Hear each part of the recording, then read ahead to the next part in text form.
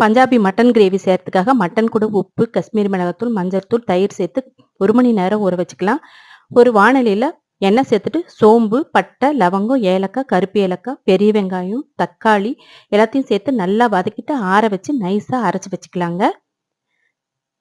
ஒரு குக்கர்ல 1/4 கப் அளவுக்கு எண்ணெய் சேர்த்துட்டு 1 டேபிள் ஸ்பூன் இஞ்சி பூண்டு விழுது, அரைச்ச மசாலா இதையெல்லாம் சேர்த்துட்டு நல்லா வதக்கிட்டு இது கூட மட்டனை சேர்த்து நல்லா எண்ணெய் பிரியற அளவுக்கு 10 நிமிஷம் வதக்கிட்டு இது கூட தேவையான அளவுக்கு மிளகாத்தூள், கொத்தமல்லி தூள், சீரகத்தூள், கரம் மசாலா தூள் இதெல்லாம் சேர்த்துட்டு நல்லா வதக்கிக்கணும். வதக்கிட்டு நம்ம தேவையான அளவுக்கு தண்ணி சேர்த்து மூடி போட்டு ஒரு விசில் ஹைலையும் சிம்மில் வச்சு ஒரு 10 நிமிஷம் வேக விட்டு கூடவே கஸ்தூரி மெத்தி எல்லாம் போட்டுட்டு நம்ம கொத்தமல்லி தலையும் தூவிட்டு இறக்கி வச்சா நமக்கு சூப்பரான பஞ்சாபி மட்டன் கிரேவி ரெடி ஆயிடுச்சு.